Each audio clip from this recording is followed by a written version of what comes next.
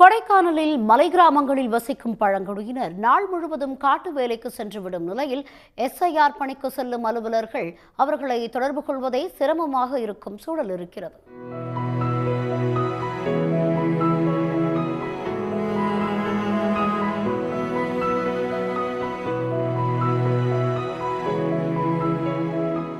கொடைக்கானலில் 30க்கும் மேற்பட்ட பழங்குடியின கிராமங்களில் சுமார் 8000க்கும் மேற்பட்ட வாக்காளர்கள் இருக்கின்றனர். வாக்காளர் பட்டியல் சிறப்பு திருத்தம் நகர்ப்பகுதிகளில் படிப்பறிவு உள்ள பலரிடம் குழப்பத்தை ஏற்படுத்தியுள்ள நிலையில் பழங்குடியின கிராமங்களில் எஸ்ஐஆர் அறிவிப்புகள் எதுவும் தெரியாது என்று மக்கள் கூறியுள்ளனர். பலருக்கு ஆதார் அட்டையே இன்னும் கிடைக்கவில்லை. அதற்குள் இந்த திட்டம் என்றால் என்ன செய்வது என்று தெரியாமல் விழி பிதுங்குகின்றனர் பழங்குடியின மக்கள். சிலருக்கு இருக்குது, சிலருக்கு இல்லை. அது இங்கேருந்து கொடைக்கானல் போய் அப்ளை பண்ணாலும் அது வந்து தாராங்களா இல்லை, யார்கிட்ட அப்ளை பண்ணுறதுன்னு கூட தெரியல. அங்கே போனால் அங்கே போய் கேளுங்க, இங்கே போய் கேளுங்கன்னு அலட்சியப்படுத்துவாங்க. இப்போ ஓட்டு போடுற அட்டையில் எல்லாமே வச்சுருக்கீங்களா?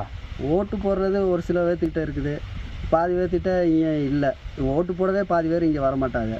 ஆதார கார்டு சில பேருக்கு இருக்குது, சில பேருக்கு இன்னும் இல்லை. அந்த மாதிரி அவங்க வந்து கேட்டு அவங்களும் நிறைய பக்கம் போய் நாங்களே கூலி வேலை செய்கிறோம், நாங்கள் ஒரு நாள் 2 நாள் பொழப்பு கட்டு போனால் எங்கள் புள்ள குட்டிக்கு என்ன பண்ணுறதுன்னு அவங்களும் நடந்து பார்த்துட்டு அதை விட்டுட்டாங்க. ஓட்டு போடுற அட்டை இருக்கா அவங்களுக்குலாம்? எங்களுக்கு இருக்குதுங்க. இன்னும் பாதி பேர் இன்னும் நிறைய அங்கிட்டு மேலே இருக்கிறவங்களுக்கெல்லாம் பாதி இல்லாமல் இருக்குது.